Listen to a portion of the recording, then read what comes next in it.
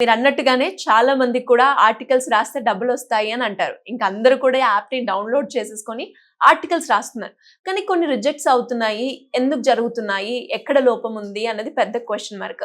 Articles ఏ విధంగా రాయాలంటారు? ముందుగా చెప్పాలంటే ఇటీవల కాలంలో hit TV super duper hit అనిపించుకోవడానికి ఒక మెయిన్ రీజన్ ఏంటంటే మా ఆర్టికల్లో మా న్యూస్ యాప్లో ఓన్లీ న్యూస్ చదవడమే కాకుండా న్యూస్ రాసి కూడా డబ్బులు సంపాదించుకోవచ్చు.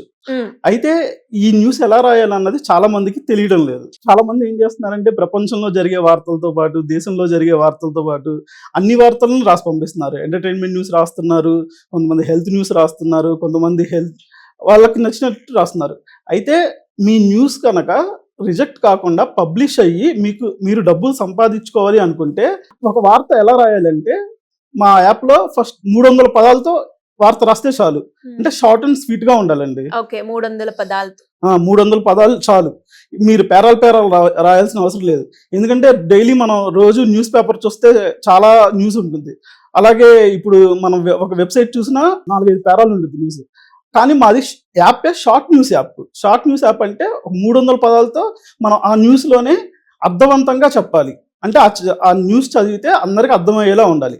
అందుకని యాక్చువల్ గా న్యూస్ కి ప్రాణం ఏంటండి? 5 Ws. 5 Ws ఏంటి?